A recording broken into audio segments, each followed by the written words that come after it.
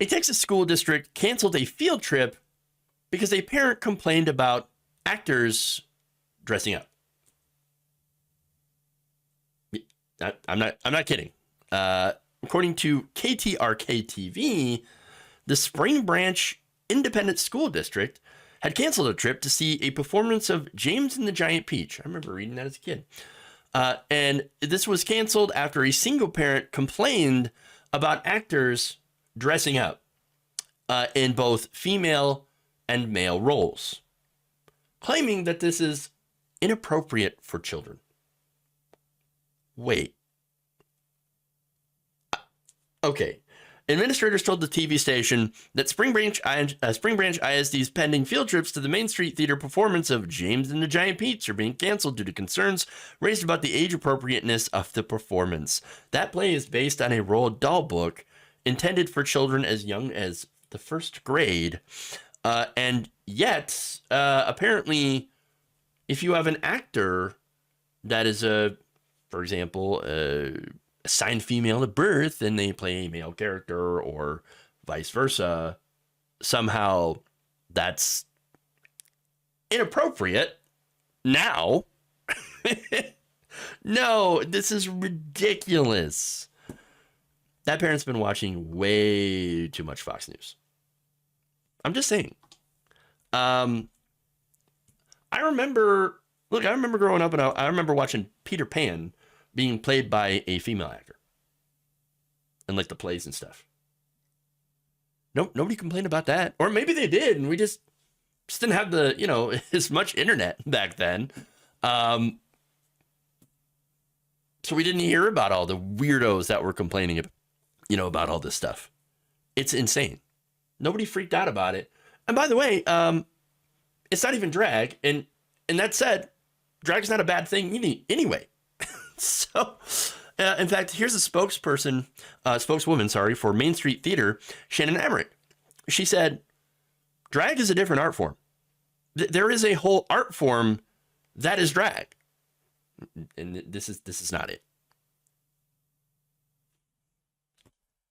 I mean, this is what happens when your brain they got the woke mind virus. And like, that's what it is too. Woke mind virus, it does exist. It is real. It just infects conservative brains and makes them think that if you're an actor playing a character of a different gender, that somehow that is the destruction of Western civilization. I mean, their brains are broken. It's insane. It's insane. No, look, here's the other thing, right? So a lot of this drag panic is, drag, it's sexual, it's sexual. No, not inherently. It can be, certainly. But it's actually just an art form that can be interpreted in many different ways. And that it can be performed in many different ways. Some of them can be sexual. And of course you don't want their near children. And they're not going near children to do the sexual stuff. The non-sexual stuff, like reading a book to a child, what's wrong with that? Well, there's nothing wrong with that. That's how there are child-friendly drag events. Again, where you're just a drag performer reading a book. And that's it. Like, they're freaking out about this. I don't understand. But again, woke mind virus apparently has taken them right over. Again, nobody wants sexual performances around children. Obviously, we're all against that. But if you think the idea of someone dressing as another gender is immediately has to be sexual, then, well, I mean, maybe it is for you. Maybe it's sexual for you. And if it is for you, then maybe you want to do some self-reflection as to why you believe that is sexual. Just saying. And by the way, speaking of dressing in gender appropriate dress, oh no, like, okay, you know that men used to wear skirts a lot, all the way back to prehistoric times. Men wore skirts. I'm not kidding. Only in the 1800s did in Western areas did skirts become considered to be feminine. A little bit of history for you. And look, soldiers all over the Western world. Western man. Skirts, apparently part of the culture, part of our Western heritage. I mean, they were, by the way, considered, they were worn by soldiers a lot and were considered proof of virility and allowed for swiftness while in combat. Virility, you say? Sexual anarchy. So, Western man, apparently skirts are a sign of sexual prowess. Manly skirts. If that triggers you, wait till you hear about young boys in dresses.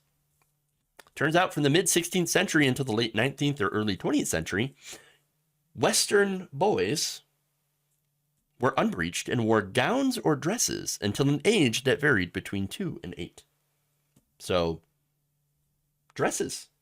Little boys in dresses. Has your head exploded yet?